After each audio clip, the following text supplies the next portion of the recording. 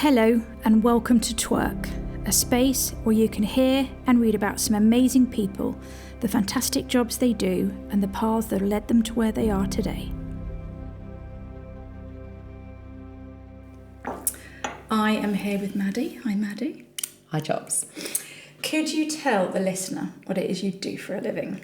Yes, I work for a fashion brand called Mint Velvet, which I expect a lot of your listeners will have heard of. I buy lots of stuff.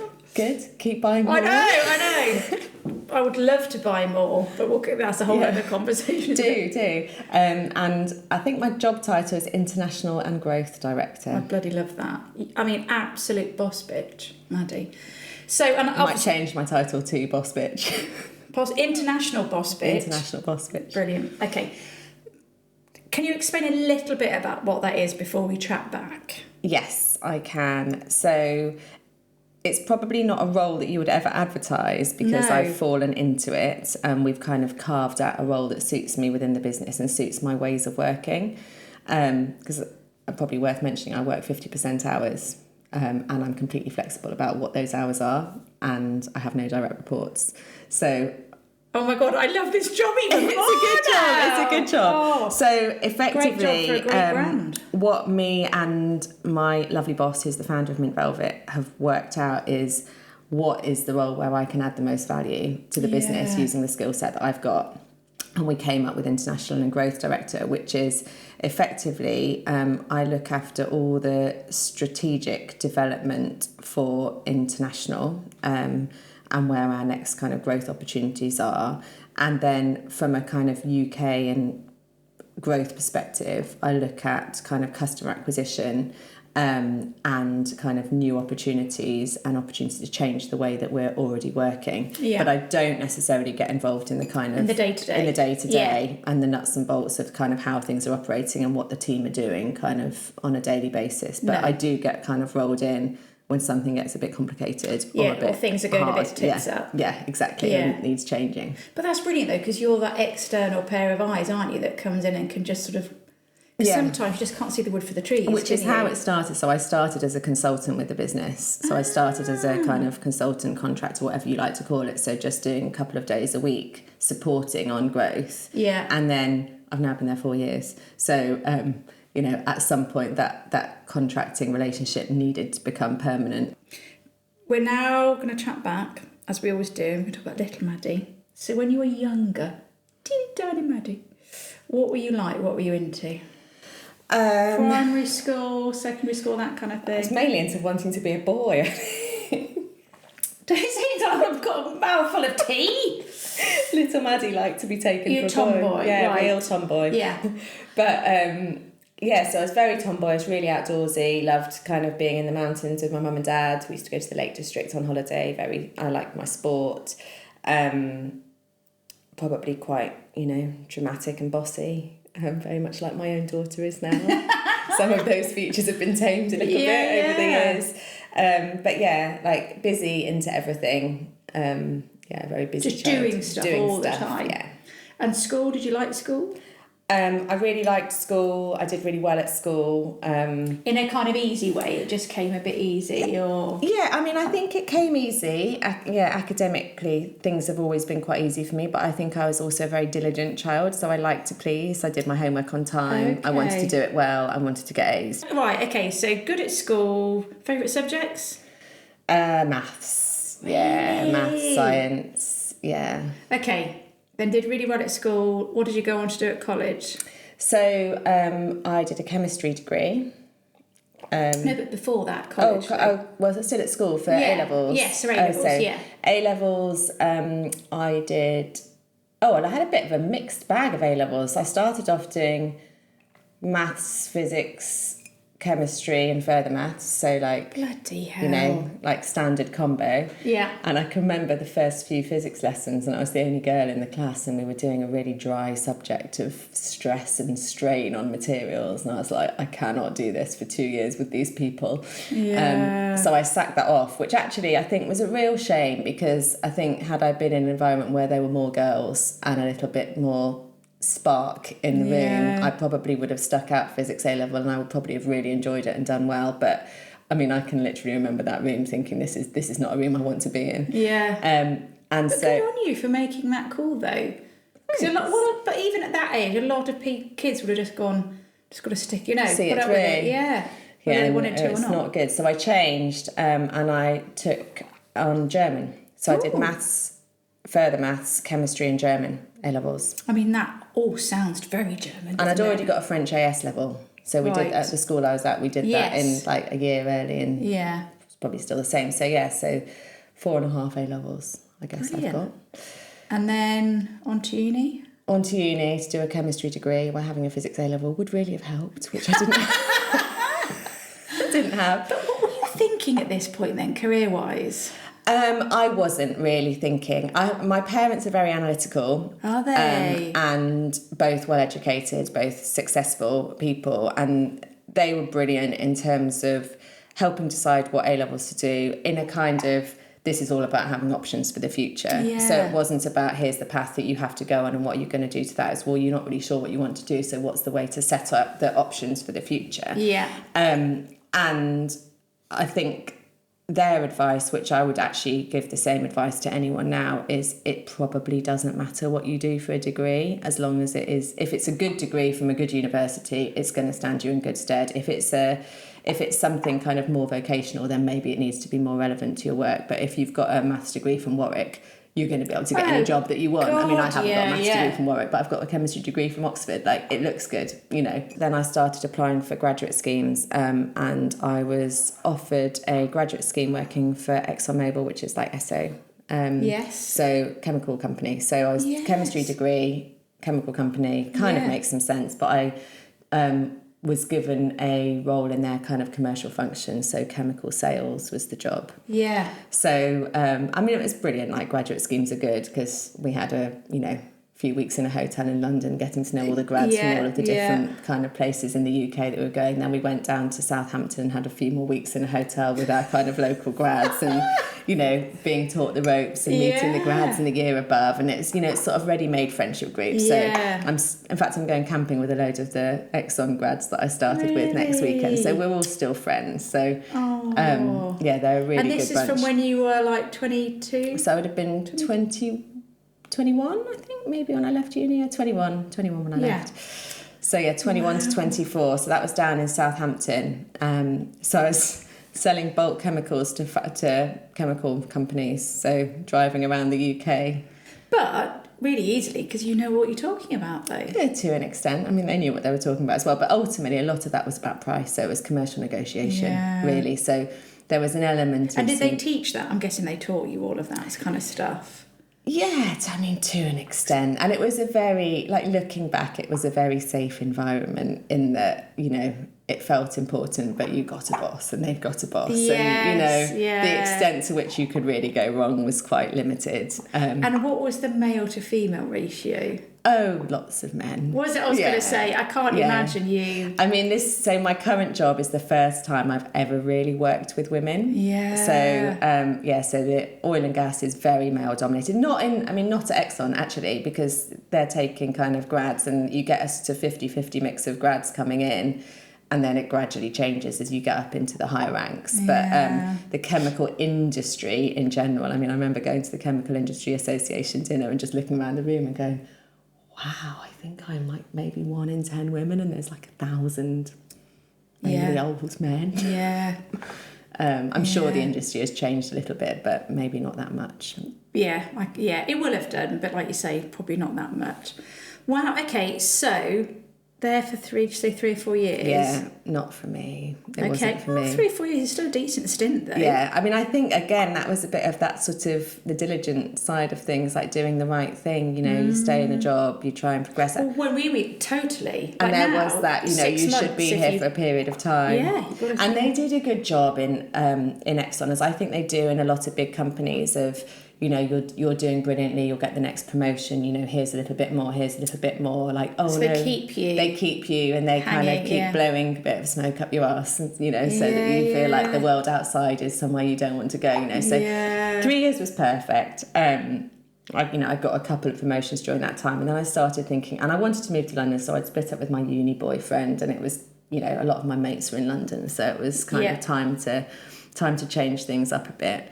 And so I reached out to a recruiter who someone had recommended me to, and the recruitment company was called Bright Young Things, and they effectively specialised in kind of, you know, exec spec young people. Yeah, exec spec young people. Yeah, exactly. So it's quite niche, and they came up with a couple of roles. One of them was at Innocent Smoothies, so to be employee number 8, and I'd never heard of them, and I didn't even go to the interview.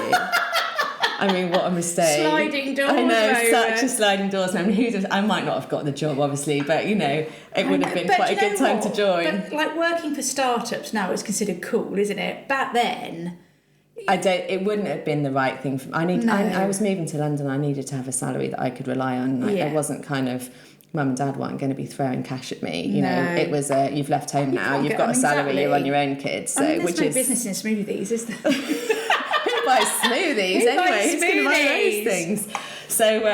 So anyway, the other job was at Tesco, and I was like, perfect, Tesco, big company, big brand, let's go. Oh, and they were in their heyday. And they were in their heyday, so life was good at Tesco. So I got this job at Tesco in their telecoms function, which was an internal startup.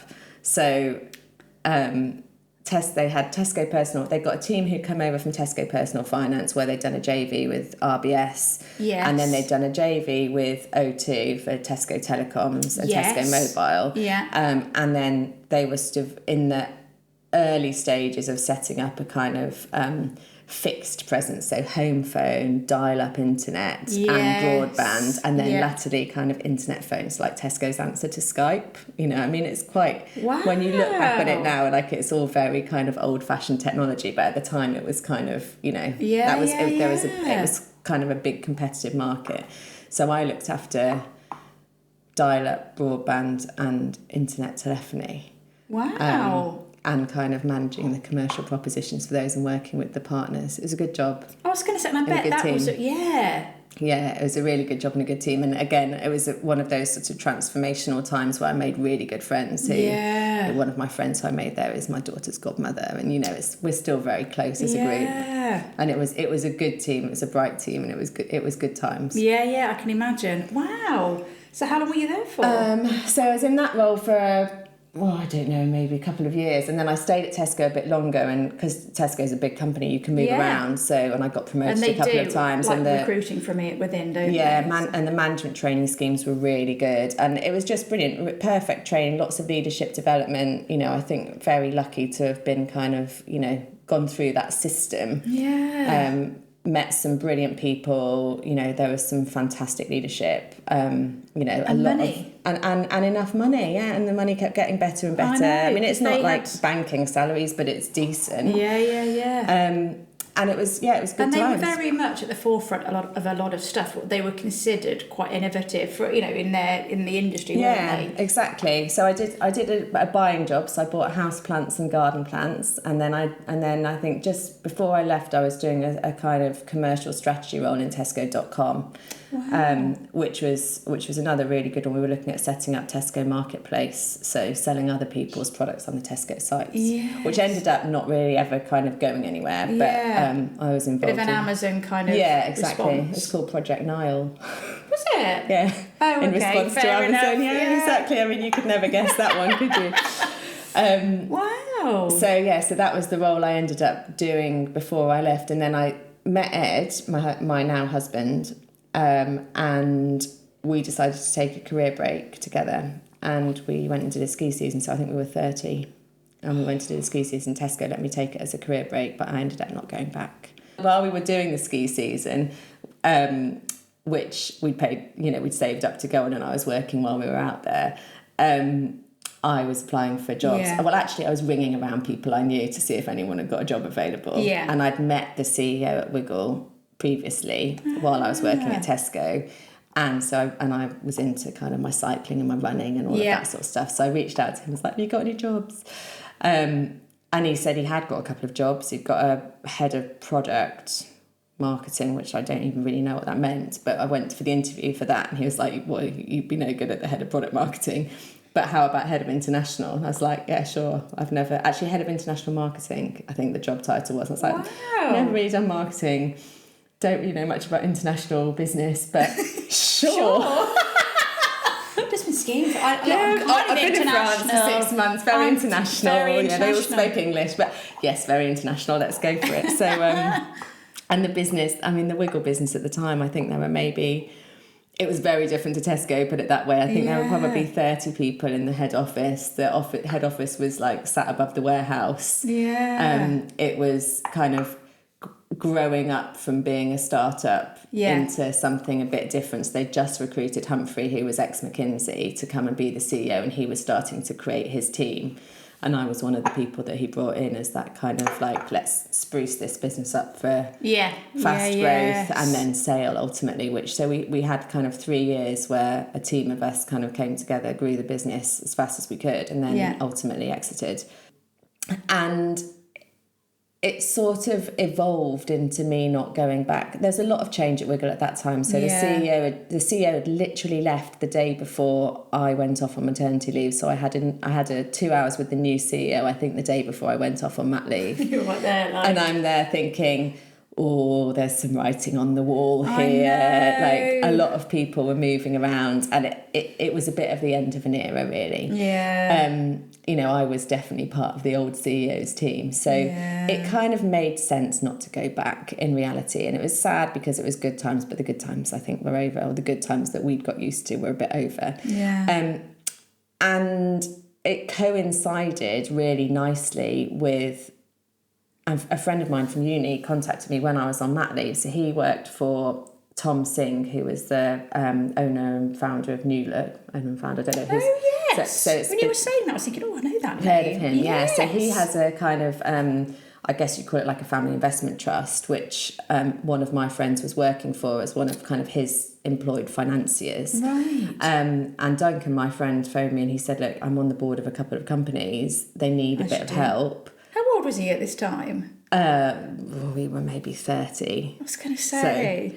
That's impressive. So, and he was like, they need a bit of help with some of the stuff that you do. Can you offer a bit of consultancy? And I'm like, well, I don't do consultancy. I do a job. And he said, yeah, but you know how to do this stuff. And I've got a baby. Yeah. So Duncan was like, well, I'll just come up to you in Kingscliff. Ed took the day off work. So we started with a day. Ed took the day off work. Dunks came up. We sat in our living room. Every so often Ed handed me the baby to feed. And I got paid a day rate for literally talking about stuff that I knew how to do to somebody who hadn't really done it before. Yeah. So I was like, this is good. And then Dunks was like, Mads, like, this is really working. Yeah. This could really work for you. Why don't you think about this being what you do when you go back to work? So that I kind of fell into it really through that. So they'd got Chinty and Parker, which is like really high-end cashmere jumpers. They've got JoJo Maman Bebe and Forever New, which is an Australian fashion brand, which is now in the UK doing really, really well. So they've got these 3 brands who all needed various different things, and I helped them out with some stuff. And you were a great flexi resource. And I was a good flexi resource. So I was kind of a phone a friend kind of marketing director for Chinty and Parker. I helped JoJo Maman Babe launch their US website. Wow. And Forever New, we did kind of some CRM strategy stuff with them. But the problem is, you see, every time you then have to start again. Yeah. So it was kind of a sort of disjointed era, because I'd get a consulting job and then I'd have to, and then I'd have a baby. Yeah. and then I had a third baby in the end as well. So it was sort of, kind of careering from unpaid maternity leave to... And then childcare, of course, is another thing, because... Finding You've got to find the right childcare, to be part-time, to be relatively flexible, and and then you have a baby and have decent hours. And you don't know whether you've got any work because you're a contractor. So the work can kind of come and go at any moment. Well, in many ways, doing what you're doing particularly, you're kind of going in and almost immediately planning and managing your own exit, aren't you? Yeah, that's because you're fixing a it's correct. And the minute the problem's fixed, you're unemployed. Yeah, or deciding who they should recruit and building a team. And it's a lot of the projects that I've done, I've sort of, been laughing with whoever I've been working for, saying my job is to make it so that you don't need me anymore. So how long were you consulting for then? Till I worked for Mint Velvet. So I started off as for Mint Velvet as a consultant. So I've worked for loads of really cool brands, actually, consulting. So Wow. Yeah, and the underfloor heating company. I've worked for Huel, do you know them? Yeah, so I absolute have one every rocket day. ship. So I worked for Huel until I had Jess, so I walked out the doors. So that's real startup phase. Yeah, then. that was real startup phase. So I think I was And is that pre-Stephen Bartlett? Yes, pre-Stephen Bartlett. Yeah. So it was just after James had taken on the CEO role. So Julian is the founder. James had just come in as CEO. Yeah. I actually was interviewed by James McMaster when he... that was the other job, actually. Yeah, that was the other job that I was offered when I got offered the Tesco job, was Ella's Kitchen. So James was at Ella's Kitchen, and... No, it was Wiggle. So it was either the Wiggle job or the Ella's Kitchen job, that's right. And then I went to go and work with him, and I was at Huel for a year doing some international development with them. Wow. And how old are your kids at that point? So they would have been 2 and 4. Yeah. And I did 3 days a week at Huel. Okay, so then what made that shift then? So obviously, Mint Velvet. 4 years ago then? 4 years ago. You get a job doing some consultancy for them. They reached out to me and we had a really good conversation, and it was all a bit COVID-y. So it was... It's all 2021, so we were all on Teams, but then I ended up going into the office. We've still had a couple of lockdowns then as well. We went back into lockdown in the Christmas afterwards, or it was the I can't. It all becomes a bit hazy, but it was COVID-y. So I never actually met the outgoing marketing director because she was staying at home. But I went into the offices, and I did it was in the August, because I remember it being the summer holidays, and I did a few days with them. And then Jess was about 2, and then Liz, who's the CEO, said, well, could you maybe just carry on for a bit, because I was trying to help them decide who to recruit. So that was sort of... So were you doing the job day to day? Not really, no. So I'd just done a bit of figuring it all out. Figuring it all out. Yeah. But in the meantime, I'm not very good at not doing the job day to day. So while I was helping them figuring it out, I was sort of saying, turn this on here and do that there, and because they got to know the team, and the team were brilliant. So there were only 2 people in it. So it was, but they're both brilliant. In fact, they're one of the 2 people. So a really small team then. It was, and we've grown it. Yeah, so, I was going to say. So then it was Sian, who was the social media assistant 4 years ago, is now the head of marketing. So she's just grown and grown. She's amazing. But carried on. We just started dabbling, and things started working, and so they asked me to stay doing a couple of days a week, and I said, yeah, okay, let's see where it goes. Yeah. The business is amazing. I mean, it's a fantastic business. I know. Lovely product. Yeah. Really well run. And you talked, you were asking about working in businesses full of men. Like this is, I can remember when I started at Mint Velvet thinking, I'm not sure this is going to work for me, because fashion is not really my thing. Like working with women, I thought maybe it's going to be really bitchy. Yeah. It is the opposite. I can't tell you. Are there any men?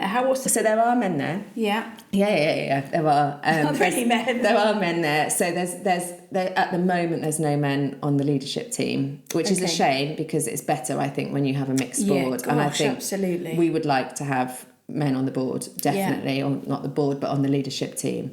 There are men on the board. Because I think it brings a different balance. But I also think what's really interesting about working... I mean, the women that we've got are amazing. So I think... I don't want to insult anyone I've worked with in the past, but I think it's probably the best top team I've ever worked with. Wow. So in terms of the individuals in their roles, I don't think... And just getting the job done. And we're a very stable team. So it's been the same team for 8 years since I started. It's been the same team for 4 years. I guess what's next? Where are you going to go from here? So your kids are going to get older. Yeah, it is a really interesting question, actually. I mean, I don't know is the answer. Yeah. I tend not to kind of have a life plan. I think I would go back to the same criteria for work for me still is the same as what it was when I was in my 20s, which is I have to be having fun. Yeah. I have to be working for somebody who I not only like, but also respect, admire and can learn from. Yeah. And I have to be learning something in what I'm doing or exercising my evolving brain. yourself. Evolving myself. And actually, outside of those kind of 3 criteria, it doesn't really matter what the job is, what the job title is. I mean, the pay obviously has to pay the bills, what the brand is. It doesn't, none of those things are particularly important to me. It's more about that kind of experience, behaviours and relationships. And then, you know, as long as I can tick those boxes, life is pretty good. Right. I'm going to ask you my 3 final questions. Ooh. And then, which I ask everybody, and then I'm going to bugger off. The first question is always, is there any advice you would give your younger self? And it can be any version of your younger self. Teeny Maddy, uni Maddy, first job, but, you know, anything you wish you'd known. Oh, what a good question. As you now, obviously. I think it's all going to be okay. Yeah. I mean, the thing is, you can't guarantee it's all going to be okay, but it's generally the case that if you've got decision A or decision B, you know, once you've chosen, it'll be okay. It'll be the right decision after you've made it. But that's coming from a place of, if you really break that down, because that actually comes up a lot, but I think what that translates to, it's almost about trusting yourself, isn't it? It's going, make a choice, and if it doesn't work out, you'll make another. Do you know what I mean? It's about trust yourself. Then question 2 is always, what advice do you think your older self would give you now? So 75-year-old Maddy. Oh, spend more time with your kids? No, I don't know. What do you think she would say to you now, though? It can be anything. It might be not be advice. It might just be a pat on the back. It might be... Oh, I could get quite emotional at that question. It's quite a kind of, it's like taking a look at yourself, isn't it? Do you know what? I'm going to give myself the same advice that I would give to my friends at the moment is you're young, you're healthy, your body is working brilliantly, make the most of it because it is not going to last forever. Like, just live. Yeah. Do you know what? A few people have said use your body more. Be grateful for the body you've got. Because it's like we look back, don't we? Like, you look, all the, I mean, in fairness, there's so much out there now, but it's difficult, isn't it? Like, you didn't realise how young and skinny and pretty you were, like, you know, exactly. in your 20s. You're not going to feel this good in 10 years' time. So really Stop enjoy beating yourself your up. body. Yeah. Enjoy your body now and enjoy, what you can do now. It comes up. So it's great advice. And then the final question is always just, is there a mantra, life, you know, that you live and die by? A saying? No. Really? There's no, affirmations. If you're what would I say? I say a lot that, this is probably no, one. Always no, absolutely not. The answer is no.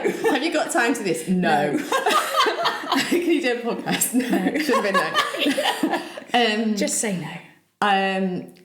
I would say those who mind don't matter and those who matter don't mind.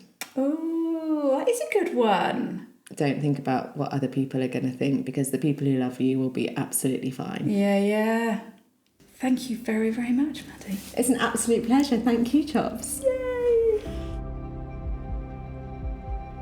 If you would like to hear more about this chat, see some pics and read about how to get started in this industry and or this role, then please go to our website www.twerk.org.